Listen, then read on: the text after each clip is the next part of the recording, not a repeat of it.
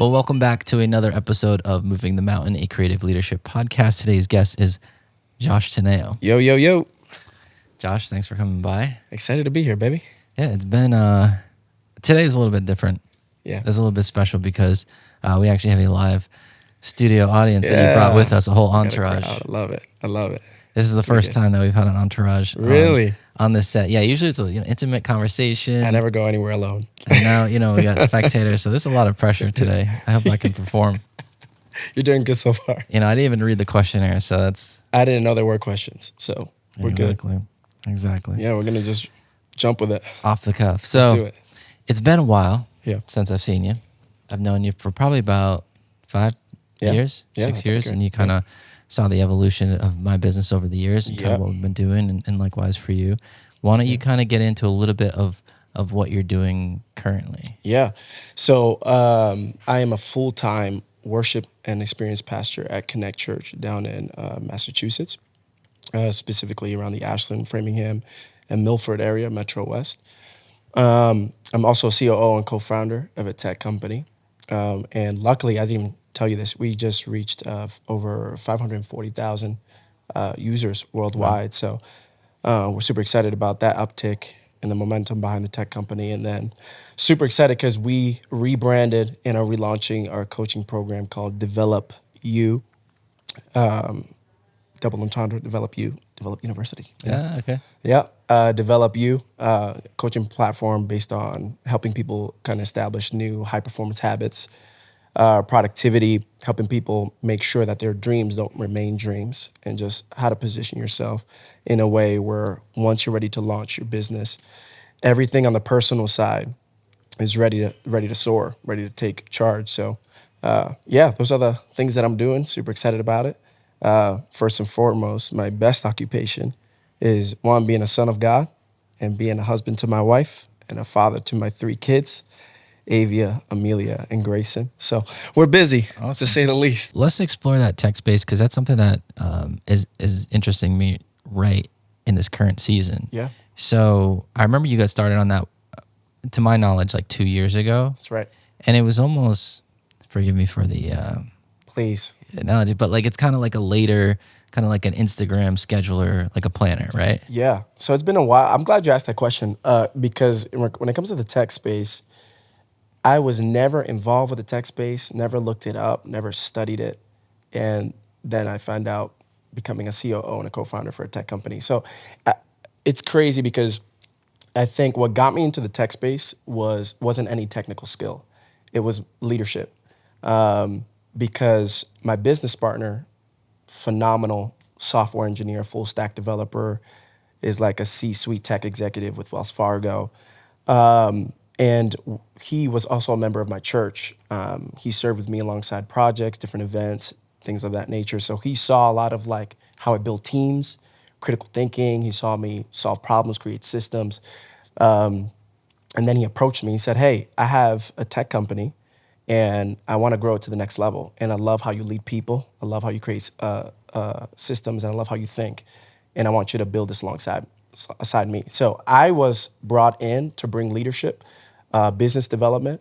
But then, I noticed that I can't lead in the tech space if I don't know how to speak their language. So just when you bring that up, I had no plans to be in the tech space at all. But, leadership opened a window of opportunity for me to get involved in that. So kind of like a quick plug there, if I were to give any educational nugget, it would be like invest in the skills that transcend any specific industry, any specific market. Leadership is something that is required in any space of, involvement. So that's how I got in the tech space. But believe it or not, that specific platform and product that you're referring to, we were dealing with some API issues because obviously if you want to schedule a post, if you want to post on behalf of all these, Instagram Instagram, Facebook, et cetera. At that point in time, all the APIs were against that because they wanted people to still have their experience. Even Hootsuite and later and things of that nature, the way that you were able to schedule is that you would schedule a post and they'll send you a reminder right before when to post it. Mm-hmm. So back then, it didn't even post it exactly for you because of that API restriction. So we pivoted and we created a platform that was and is in the top 10 list of all similar platforms, but is a Linktree competitor called allmy.bio. And it's basically like a bio link feature. And that's the one with over 540,000 users worldwide. Okay, so you kind of switched up. Yeah. Yep. Now that seems like a less complex piece of software to build out. So Correct. how do you go from like an idea, right, to, it being a workable piece of technology? Yeah, that's good. I mean, an idea requires several things. It requires foundations with funding. It requires foundations with software. It requires foundations with team, logistics, your market.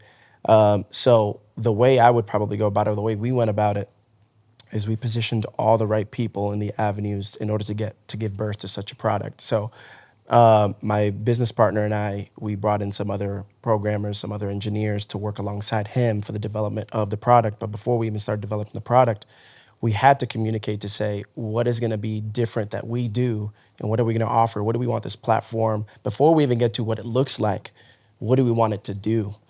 There's a whole nother nugget right there. So let's pause and let's chew that nugget. The nugget is, so many people can focus on, oh, I want it to look like this. I want my brand to be this. I want it to look like this. But yet you still don't understand the foundational element of what you offer. And that's why I love your company, because it's very clear cut and simple. That's why your company has won so many awards. You've seen 300 weddings a year, I believe.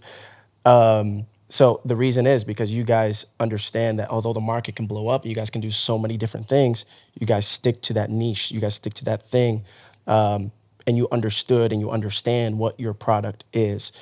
So for us, we had to really sit down first and say, what do we want our product to do and not to do?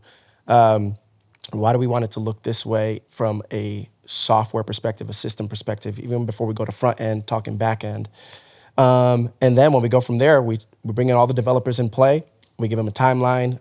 And when it comes to app development and even software development, you have to make sure one of the most important ingredients in building that is quality assurance. And that's like a whole staff role on its own. We've hired people that their only job was test our product and break it.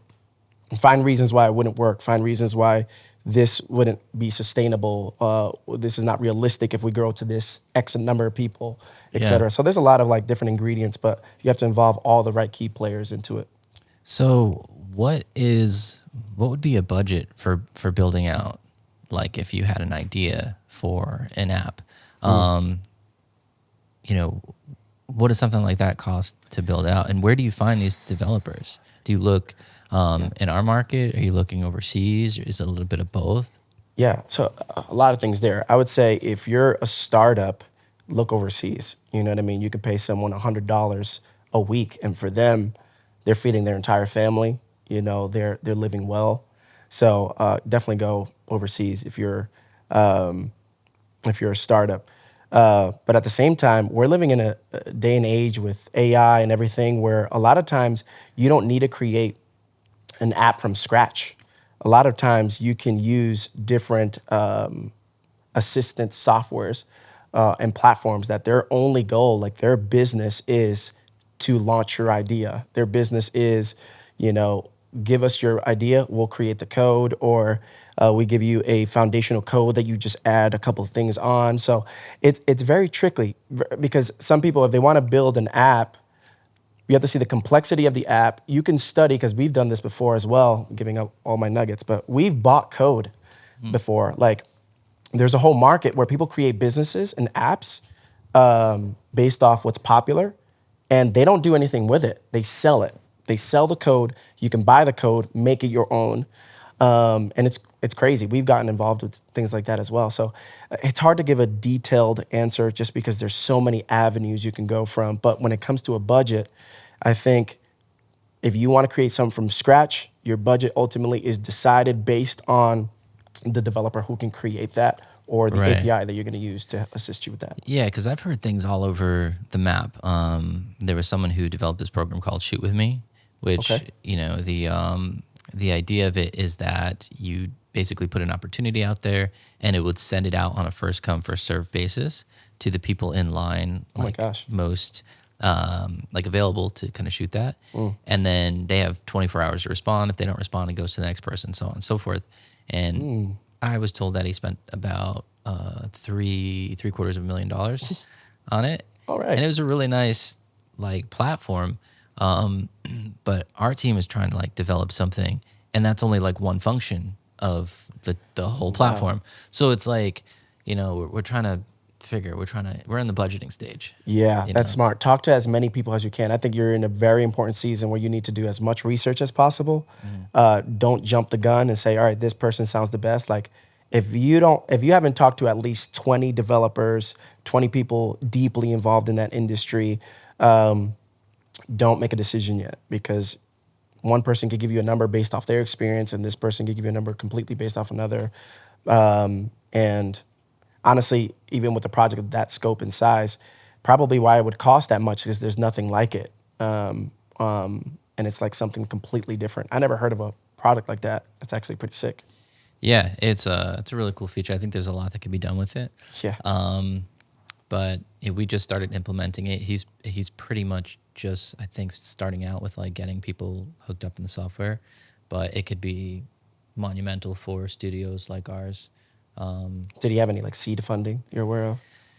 I don't think so. Angel investor of some sort. I'm not sure. So yeah, that's a really good question. $750,000. That's not bad, huh? Yeah. Yeah. Gosh. Cool. Well, let's transition a little bit. The other thing that you're and always have been, you always try to pitch on me on is the consulting, which you're a good salesman.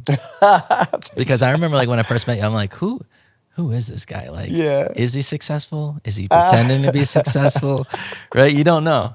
You really don't know. Get there. So consulting, I find, is like one of those things where it's you're trying to sell. It's a hard sell. Because you're like selling experience, you're selling your knowledge, you're selling like an outside perspective looking in, which is really valuable. Everybody loves information and free information, but no one really wants to pay for it. Good word. So I found that, people always ask me for advice. Hey, how did you do this? How did you do that? Hey, how can I implement this? Can you help me with that? And I'm like, yeah, sure. Actually, I'd love to come in and help consult your business. Yeah, like, it's so annoying. Yeah, and even something like, hey, I'm $200 an hour.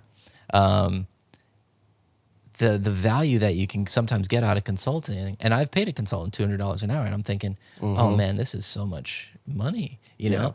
But in retrospect, and it took me some years to like really look back and be like, that was invaluable information that he gave me, and like some systems that he set up, which I'm still using.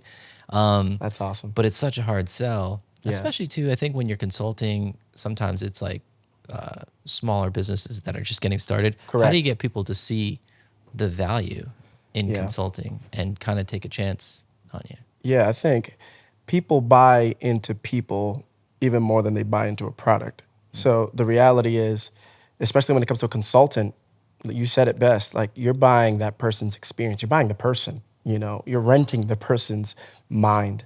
To be able to pour into your business and analyze your business. So when it comes to the field of consulting, I've done that in the church world, a little bit in the business world, when it comes to business development. But like I said earlier, leadership, systems, team, culture, a lot of companies are thriving when it comes to product, when it comes to finances, but yet their team is a mess. They're investing in what's the next best software, yet their culture is toxic. They're investing in, how can we make sure our office looks so good, but yet the team's communication is at an all-time low.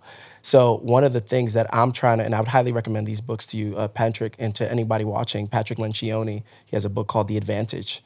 And he talks about how the greatest advantage a business can have over another business is not what tech they're using, not what money, how much money they have, not how big their team is, but rather the culture of the team, the chemistry of the team. And that's specifically one of the fields that I've been heavily involved in when it comes to ministry and business. But it also bleeds into a lot of business things because you can see the improvement of meeting, the improvement of all that kind of stuff. But you have to make sure that you're intentional with the person you're bringing in, and the person I would honestly recommend if you're a consultant and when it comes to your sales strategy, offer to do a little bit for free. Like offer to say, hey, let me sit in, let me evaluate a week. Let me not look at any sensitive information. You don't have to show me your books. You don't need to show me, your clientele. Let me just walk into your business, or let me have meetings with you. Let me sit in a meeting, and then let me give you some feedback after a week or after a month of exposure of that. And then it starts from there and say, hey, this is things I noticed. Barely having access, this is what I've noticed. Barely seeing things, this is what I noticed, and this is what I think I can help with. Because a lot of people are so quick to throw the offer out without, wow, that snap sounded good. These mics are nice. So before they offer, before they throw the number out, they should be bringing out some type of debrief, some type of, let me give you value first, and then we could talk about income. So I would say in the consulting space, go that route, and you'll have a lot more success when it comes to that. Yeah.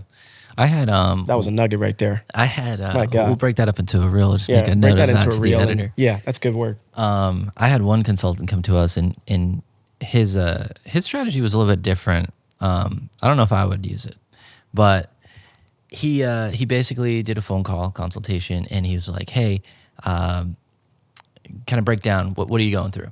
And I was like, "Experiencing this and this and this." Went through. It was probably a 20-minute call. And basically went over all the pain points of the business. And he says, now if I could come in and solve all those problems to you, what would that be worth? Hey, that's a smart, right? That's good. That was crazy. Yikes. How did you answer that? So that's tough because you don't want to insult him. Right. But you don't want to lock in your own. Correct. Price. Correct. Right? Yeah. Because what is that really worth? If you could really solve everyone's price, like, all right, I don't know. I would have hit him back with a whole other question. I would have done like a whole wrestling match. I'd be like, all right, well, give me top 3 ideal. How would you go about in solving these situations? Because if somebody says, oh, yeah, if I were to solve all those problems, what would that be worth? I'll be like, well, first, before we talk about worth, how would you go about solving those problems? Because it might be with etiquette that we don't agree with. It might be with strategies that we just don't have the timeline for right now, So I would probably counter and see as much as you can. Yeah. Yeah, that would have been good if you were my called consultant. Me. Yeah, that talking to my consultant. Yeah, that's right. Yeah. That would have been great. Yeah, that was a tough spot he put me in. Wow. How did you even get through that? Like, did you end up hiring him or what? I was like, this guy's toxic. Hang up now. It's like, this conversation don't call me back. Is over. Yeah.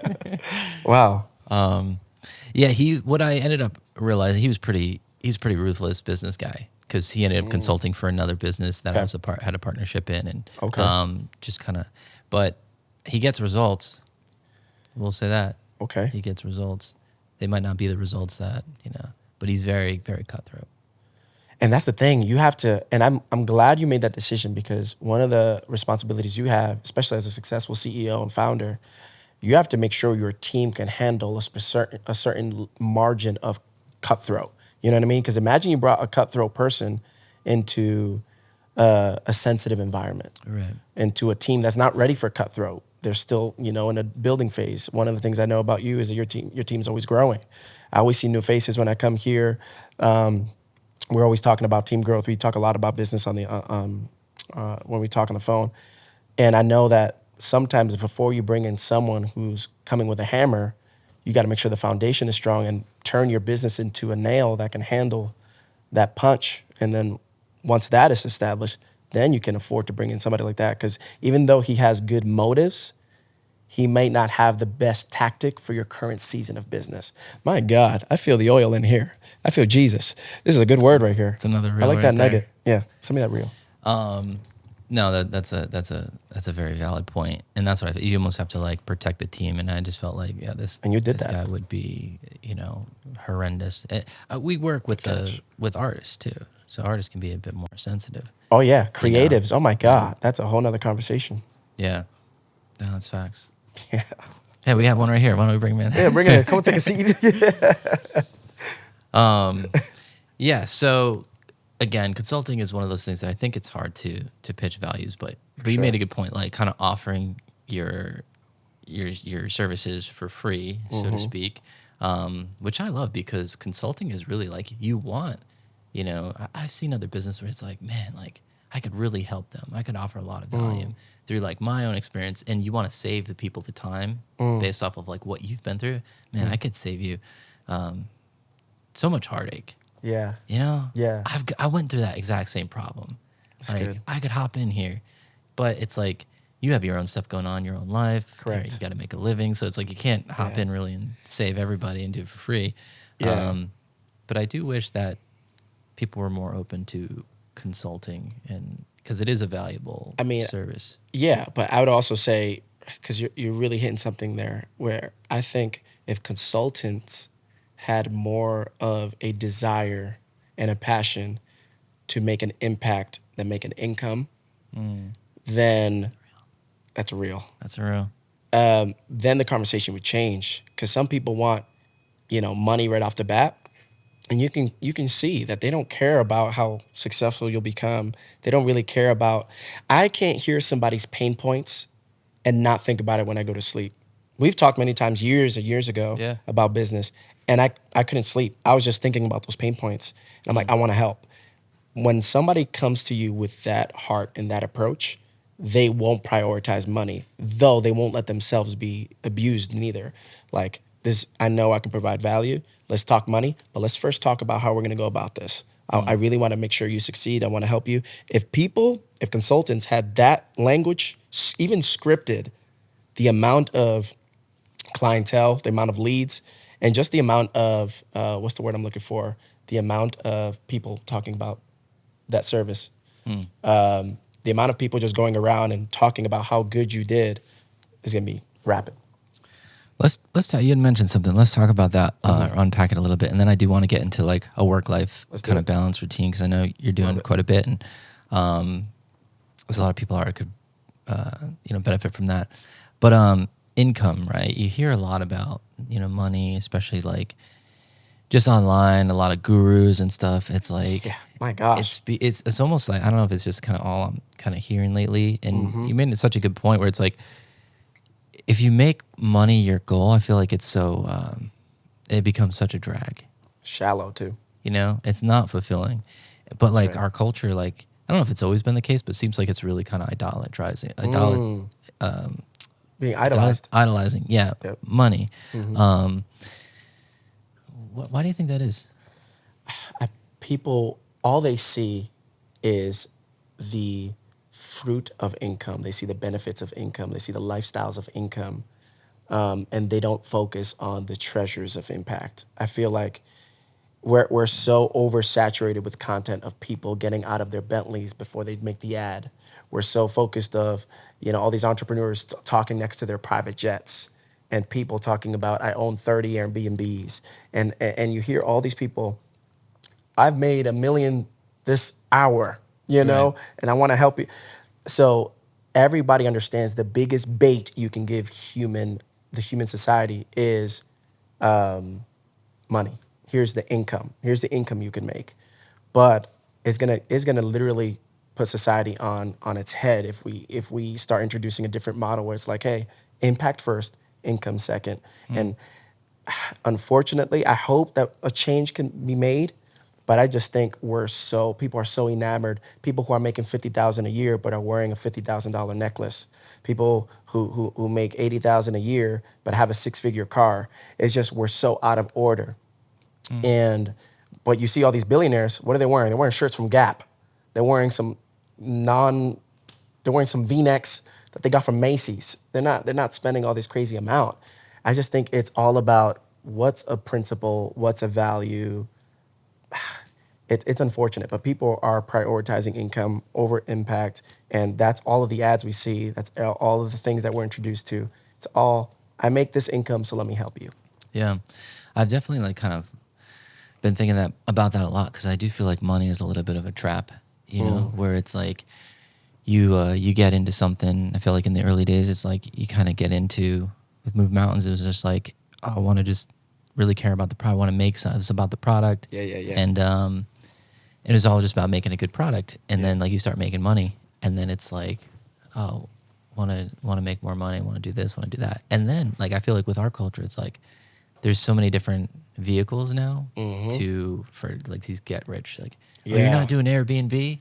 Yeah. You're missing out. I can't watch my YouTube videos in peace. You can't. I can't. You can't. Finding peace in like the modern world is like it's almost you can't impossible. go anywhere. You can't go out. You can't leave your house. Yeah. Like you can't go on your phone. Yep. Don't go on YouTube. Yep. Don't open up the reels. Don't do it. Don't do it. Yep. If you want peace, don't do it. Don't do it. And it's just like how do you live? How do you find peace? And well, if you ask me that, you know what type of answer I'm gonna give you, and it's I've come to the conclusion, I'm completely persuaded that peace is not a season, a situation, or a thing. Peace is a person. And when I've encountered this person who is peace, in that of Jesus, everything changed for me. The Bible says he gives a peace that surpasses all understanding. So that answers our big predicament. We can't understand how we can get peace in today's society. But that's why his peace is perfect, because it's a peace that's meant to honestly overwhelm us and overwhelm society and give us the peace when it doesn't make sense to have peace in that time, you know? So that's my answer. I mean, I'm a pastor, I'm a believer, but that's so my what answer. do you pursue, right? Is it like the pursuit of peace, right? Because right now I feel like a lot of people are pursuing an education. You know, people are pursuing a spouse. People are pursuing a higher income. Yeah. You know, what's the ultimate pursuit? You know, is it multiple pursuits throughout life? Yeah, that's a good question. You mentioned at the beginning when we talked in our early encounters, you know, is this guy successful or not? You know, Who is he really? Who is he really? And the thing with success is I always confuse the two. It's subjective, right? Subjective meaning everybody has their own, or is that objective? What is Subjective is, everybody has their own. Okay, so success is subjective. It's just like, what's success to you? You can have $1 billion in your bank and still have depression. You know, you can have a yacht in your backyard and still be going through the worst divorce of your life. So, you bet your bottom dollar I'm successful because I am able to build everything I want to build without having to worry if I have money for it. I have a family who loves me. I have 3 beautiful kids that I am completely proud of. And I look forward to going home. There's some people who don't want to leave the office because when they go home, that's when they have to encounter themselves. Oh, this is getting deep.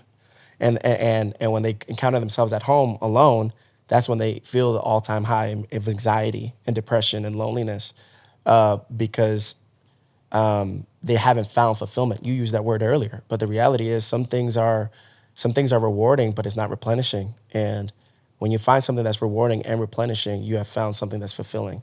And for me, I'm successful because everything I put my hand on, I want to do it. I control my schedule. I'm doing everything I love. Every single project that I mentioned to you, I love doing it. I love who I'm doing it with.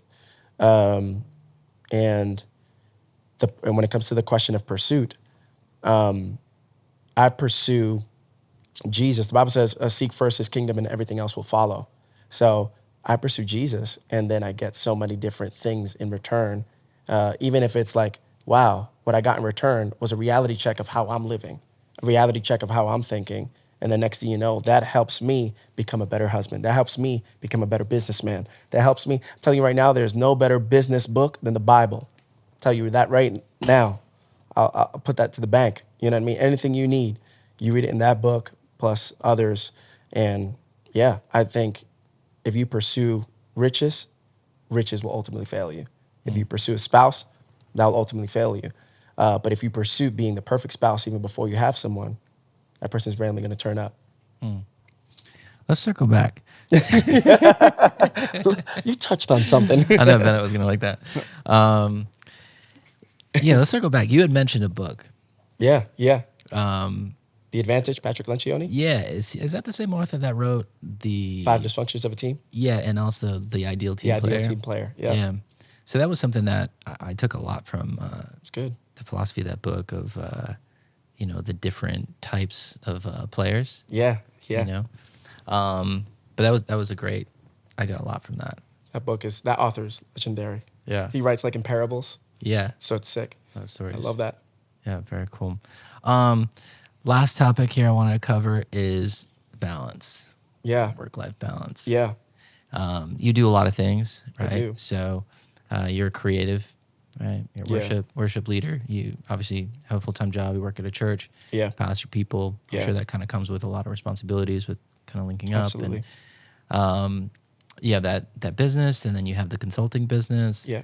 So how do you really balance your schedule? And then also you have the wife and kids, family. Yeah. And then your entourage as well. Yes, sir. Yes, sir. So you ready for this? I'm gonna give you one that's probably gonna shock your thinking, but I don't believe in balance, nor do I pursue it.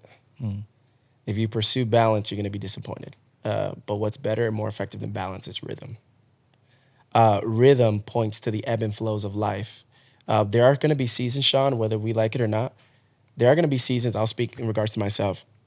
There are gonna be seasons where I need to prioritize my family over anything else, and I need to just stay home, work from home, be there for my wife, be there for my kids, and not worry about anything else for a season. If I were to believe in balance, I wouldn't be able to do that. What happens if my wife gets sick, but we have 3 young toddlers under the age of 5 that are at home? Oh, babe, I'm sorry, I need to go to work. Oh, but I have this meeting with my business partner. All that just completely ruined my balance. So what does that mean? I need to go to rhythm. Rhythm, we have, some drummers actually in the room. You're a musician yourself. You play acoustic guitar, I as well. And the thing about rhythm is that it can change, and there's different dynamics within a rhythm. So it's just understanding the dynamics of life. Some seasons are going to require you to be more focused on move mountains, and you need to lock in, and you need to work, your 16-hour shifts. We need to go to every shoot in that entire month, and you don't have people that you can subcontract that to. But then there's season where like my team is pretty solid right now. I have this whole month ready and I don't need to go to a single shoot. Now that just freed you up to be able to prioritize different things in your life. That is rhythm.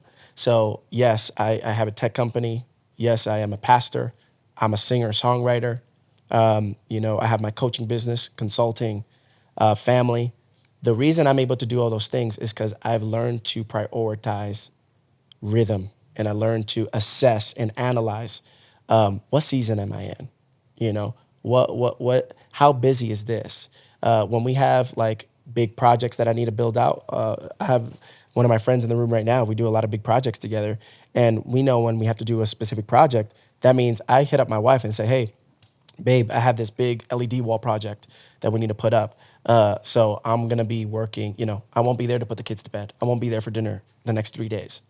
And she's okay with that because she has already been presented the expectation. There'll be some seasons where this is going to have to take precedence, or there'll be some seasons where this is busier than most. And if people were to truly understand the power of rhythm and remove that fake lifestyle of balance, they'll see, wow, I can be very busy and still be healthy. Yeah, I think sometimes when you're in a season like that, at least for me, where it's like, it feels like forever, so you got to have that perspective of like, it's a season. You have to remind yourself it's a season. Yeah. It's like when I was in school, I had to perfect say example. like, hey, it's like, man, this is crazy. You remind yourself, oh, well, this is just a season. Hey, I remind the team that all the time too, when you start to really feel it, where it's like, hey, we got 6 weeks left. You're just feeling this way. It's like, we're really into it. Like, we're Let's push it. We're at the peak here. So it's like 6 more weeks. We got this. That's good. So that reminder is really helpful. Yeah. And we have to create systems of monitoring. If you don't have a good system to analyze what season you're in, if you don't have good funnels, good filters in place to be able to quickly determine what season you're in, you're going to learn too late that, I should have prioritized that. And then you're going to see how that ends up bleeding negatively into your business or into your personal life. So it's super important to have that. Well, you're a systems guy. Give me your favorite software to use. Yeah, I love that question. There's so many to go by. Different businesses use different platforms. What's one you couldn't live without, or one you just really love? One that I fell in love with. I took several years off of it, and we went back on it, and Asana. Asana, man, I was like, this is good. Like, it's really good. Dang, but I'm giving, free marketing for free that. Consulting? Yeah, like, yeah, free no marketing. brands. Give me whatever. But yeah, Asana's good. I love Google Calendar. Still a big fan of Google Calendar. Do you try Notion? I tried giving it a shot. I couldn't do it, man. Yeah, Notion. Couldn't do it. Heard good things about ClickUp. ClickUp. Okay. Yeah. Which is that another similar? I guess similar to Asana, probably more complex. It has a Notion feel to it. Ugh. Yeah. Not a fan of that. Yeah, because you can do like a lot of like notes and things like that. Somebody who wants like a stellar free, aesthetically eye-pleasing one, that's also pretty functional, Trello. Trello's also fire. Trello here is good, yeah. Yeah, and it's like you can do so much for free. Like it's awesome. If you have a startup and you're not trying to raise up the expenses, Trello. Go there. One that I fell in love with over the past few years is Loom. Loom? Yeah. Do you use Loom? No. Loom.com. So basically, it's just like an install that, you just have it open all the time. And you just click the icon and say if you need to like, it's really great for VAs, like virtual assistants and things like that, or even like documenting processes. It'll just like start or record your screen with like a little bubble of like you, if you want to be on it. Yeah. And you just be like, hey, like this is how you send an email, or this is how you create a new task in Asana, and it That's uploads. sick. Yeah. Is that free or is it? Yeah, you can do free, and then like a paid account, you can do like 4K versus like just the standard. Oh, that's fire. Like that. Yeah, it's amazing. Oh my gosh. Yeah, it's a game changer. And that's like for us assistants primarily? We use it for so much. Bet. But I'm going to take a look at it. If I don't like it, I'm going to give you a call. Yeah, definitely. Yeah. I love that. Cool. Anything else that you want to add before we maybe like wrap up? Anything that best advice you could give to a listener?